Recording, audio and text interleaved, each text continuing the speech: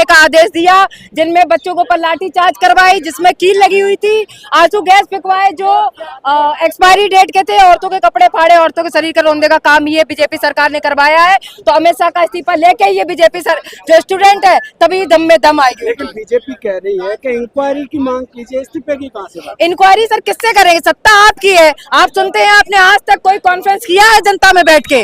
तो किससे इंक्वायरी करे?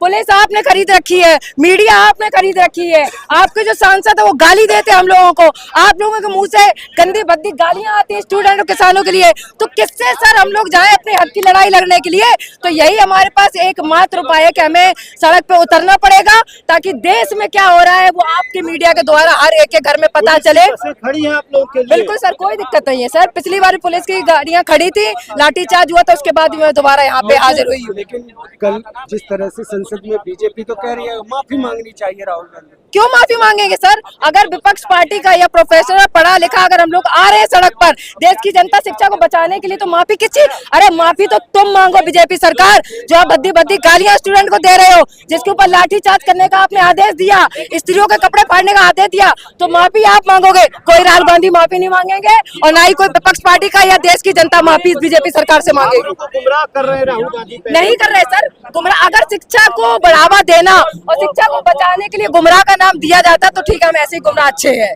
ऐसे हम गुमराह होने के लिए तैयार है।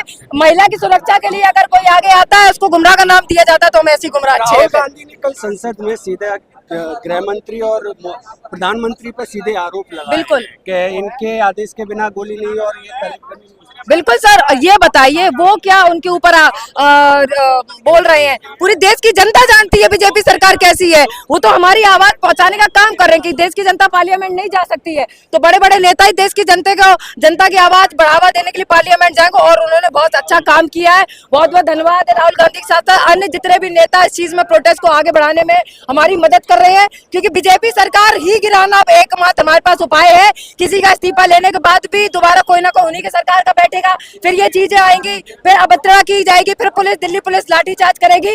तो इसीलिए एक एक करके सबका इस्तीफा आंदोलन होगा। बिल्कुल सर, दोबारा अगर ये ऐसे नहीं मानेंगे, इस्तीफा दे देंगे तो अच्छी बात है जहाँ बड़े बड़े लोग बैठे हैं, नहीं तो छात्र अपना हक की लड़ाई लड़ने के लिए इस धरती पर सर लाठीचार्ज उन्होंने करवाई है बिना आदेश के। अगर आपके घर में आपके पिताजी के बिना परमिशन के घर का ताला लॉक या खुल नहीं सकता है, तो वैसे ही अमित शाह के बिना परमिशन से गोली चार्ज नहीं हो सकती है। तो ये देश की जनता को गुमराह करना बंद करिए कि हमने नहीं किया।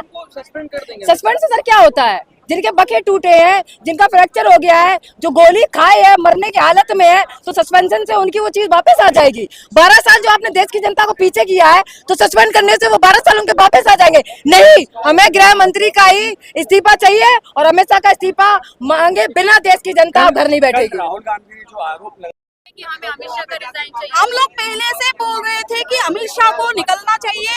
उनका वो पहले से एक तरीपार है, उनके ऊपर एक नहीं दो नहीं 1000 टैगलाइन लग चुका है। महिलाओं के ऊपर इन्वेस्टिगेट करते हैं, उनको उनके पीछे वो क्या बोलते हैं, स्टॉकिंग करते हैं, फिर एक के बाद एक जितने भी आज दिल्ली में ब्रूटलिटी हुई, सब ऑब्वियसली दिल्ली पुलिस किसके अंदर है? अमित शाह जी के अंदर है।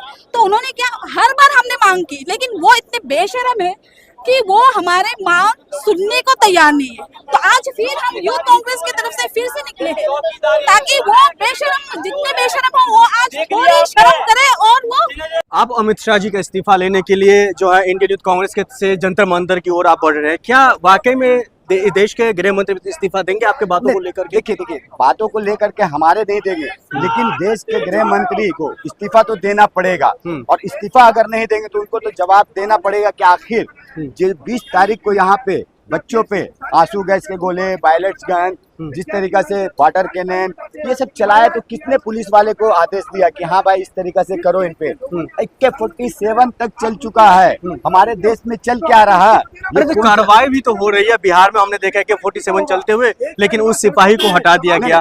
दिल्ली में जवाबदेही दी जा रही है पुलिस की ओर से, जो रैपिड एक्शन फोर्स है उसके तरफ से। अभी आप बोल रहे हैं ना, पुलिस की तरफ से जवाबदेही, पुलिस की तरफ से ये भी कहा गया कि यहाँ पे जो प्रोटेस्ट में आए थे वो लोग ना वो लोग क्रिमिनल थे, मर्डरर्स थे, उसमें माफिया थे। अरे भाई तो वो फेस स्कैनिंग को क्या बोलते हैं वो, उससे उन लोगों को डिटेक्ट किया गया, रिकॉग्नाइज किया जा रहा है। हाँ, उससे डिटेक्ट किया गया। तो मेरा कहना है कि अमित शाह से या हमारे दिल्ली पुलिस से कि भाई जब ये चीज आप कर सकते थे तो उसमें 2000 का ये लोग, दिल्ली पुलिस का कहना है, अमित शाह का कहना है, गृह विभाग का, तो भाई ये जब 2000 लोग थे तो यहाँ पे कितने जनता थी, इन लोगों को क्यों प्रताड़ित? लेकिन अमित शाह जी का ही इस्तीफा क्यों? अरे तो जवाबदेही कौन देगा? अरे जवाबदेही जो जिला अधिकारी होते हैं, जो जिला स्तर पर जो पुलिस प्रशासनिक तौर पर जो कामकाज करते हैं, उसके ऑर्डर पे तमाम चीजें, तमाम कार्रवाई होती है। जो पुलिस का सीनियर अधिकारी होते हैं उनके जो आदेश पर तमाम कार्रवाई होती है। सीनियर अधिकारी की बात जो कर रहे हैं, 18 तारीख को यहाँ के एसपी को क्यों चेंज किया गया? क्यों चेंज किया गया? किसने किया? अमित शाह ने कराए,